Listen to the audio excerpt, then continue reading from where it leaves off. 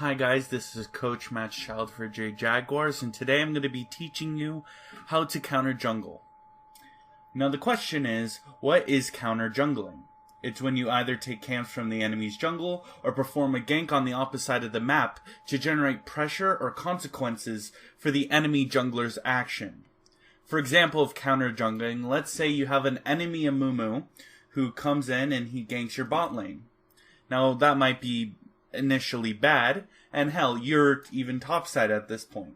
Level 3, you guys both started red buff and did your paths this way. Amumu ganks. Now you have a few options. 1, you can just complete your full clear, or 2, you can do counter jungling. Counter jungling consists of either ganking, so you go top to generate pressure for Amumu, because Amumu cannot respond and counter gank at this time, which I will be covering later. This is the most common form of counter jungling, especially in lower elo. But your other option is to go into his jungle and to take all of his camps.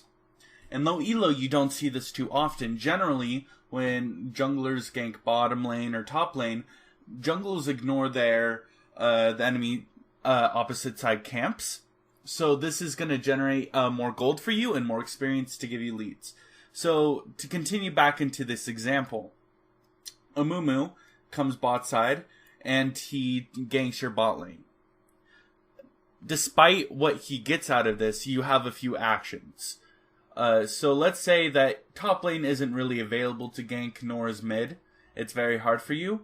So, you have 3 ways to check if you can take his jungle easily. 1, you can press tab, and you can do simple counting. There are 10 camps right here, 1 right here, 6 right here, 3 right here, 1 right here, and 1 right here.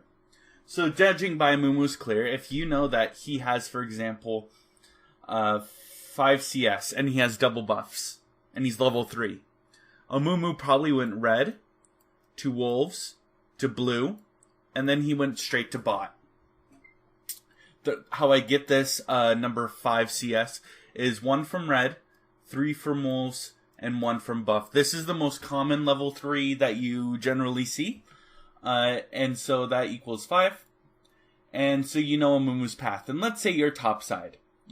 And as I stated before, your lanes aren't really easily to gank. But you know, through the power of math, that this camp is up and this camp is up. So what you can do at this point is you can clear out his camps, cleaning out his whole topside red. So when Amumu comes back from anything, he no longer has the resource of red side.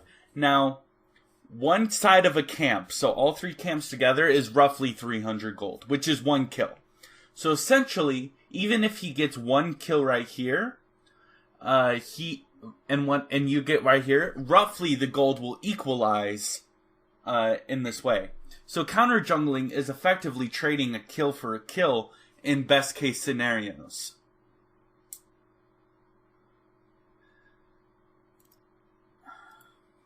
So when do you counter jungle? Anytime the enemy shows up, even if it's not a gank, you should be counter jungling. Let's say you have a ward over here in the bush right here. Actually, let's make it on the opposite side of the map. Let's say it's right here, and you are the enemy red side right here. So this is your side of the map. This is the enemy side of the map. And you have a ward right here. And then you see the enemy start doing scuttle. The enemy jungle. The enemy grave starts doing scuttle right there. You have a few options.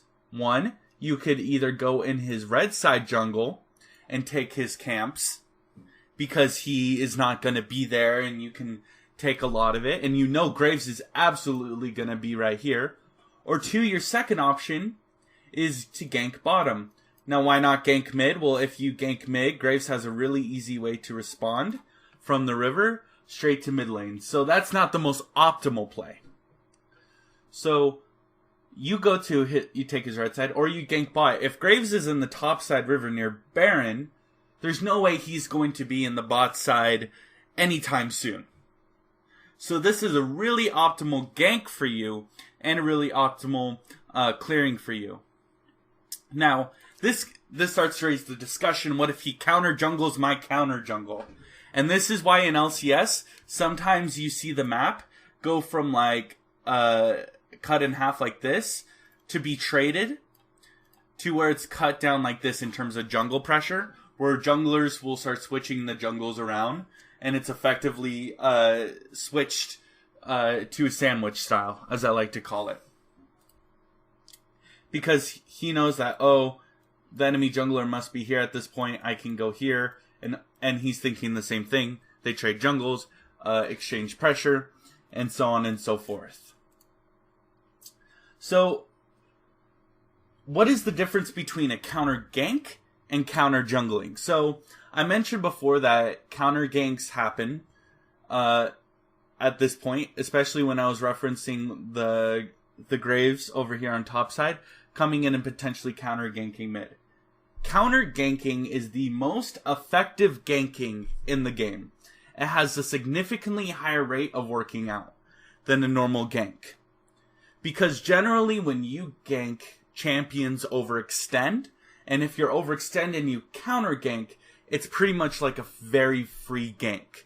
You can easily turn around sometimes even the best ganks in your favor by a great counter gank as a jungler. Let's take, for example, mid lane. And I'm going to pull the jungles in here. And let's say you are the blue side jungle. And you're over here. And both mid laners. And your guy is shoved in. And he's right here.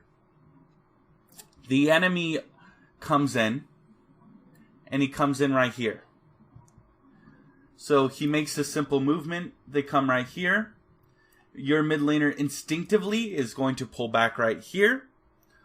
The mid laner follows through. Generally, most ganks will end up on this, the second torch right here. And now you have the option. You can come right here and get a pretty free gank because they're going to extending and keep pushing forward. And now you can turn it around. Counter ganks are really, really imperative in situations like this because this negates his pressure and only increases your pressure significantly. So let's say he comes over here, your mid laner comes over here, and they both follow through. Even though your mid lane is super, super low, the enemies are taking damages too. You come in and you clean up being a full health. All your cooldowns are up. Their cooldowns often are not up. And now you can clean up and get kills and turn it around. Best case scenario, your mid laner wins, you get a double kill, and you move on.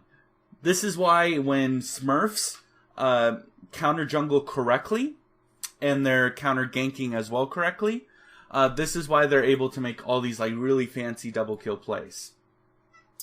Now you're wondering, how do I become the most efficient counter jungler ever? The best way to do this is by looking at your minimap as often as possible. When you're clearing your camps, you should just be watching your minimap. And very, very so often, when you're switching aggro on monsters, be looking at your map. The average diamond player, in my opinion, should be looking at their map at least every 5 seconds. Now, I'm going to be linking a video in the description called the 5-second interval timer video, where it describes, it doesn't describe. Every 5 seconds, it will make a beep, and when the beep goes off, you need to look at your minimap. Now, your quality of play is going to lower slightly for a few days. It's going to be very hard, especially if you're not physically used to it. But as soon as you do get physically used to it, your quality of play is going to increase because you're looking at your map a lot more. Why is looking at your map important? Well, you get to see plays, you get to see movements, and in low elo, people give up too much information. In high elo, let's take for example, let's say you have a ward in right here on this river. Or hell, let's not even bring a ward into it. Let's say you're watching your minimap and the jungler walks by, he tries a gank. The enemy jungler tries a gank and he's red side right here. And he fails and he walks away and does this. Now in high elo, you can't really predict that because what most junglers will do will either do a neutral walk back so you don't know what side they come in from, or two, they'll fake it where they'll start heading left, and then they'll come right. And like, so you makes you believe they were there. But in low elo, people don't do that. They're not smart enough to do that yet. So what you're gonna do is, by watching your map and seeing where you are, now it's like you know they're over here. And if you know they're over here, you can start making plays like, oh man, I can counter jungle over here. I can go gank top side, and I have all this free pressure and all this free knowledge because I'm looking at your mini map every so often. You will make better and better plays the more informed you are as a player. Information wins games. So, thank you for watching. This is your basics on counter jungling. The pressure I have taught you today will help you carry more games in lower elo, and I hope it will help you improve as a player. Please make sure to like, comment, and subscribe for more coaching content. And check the description down below for my email for more business inquiries. I do offer coaching lessons to solo queue players and teams. Thank you for watching, and I'll see you guys next time.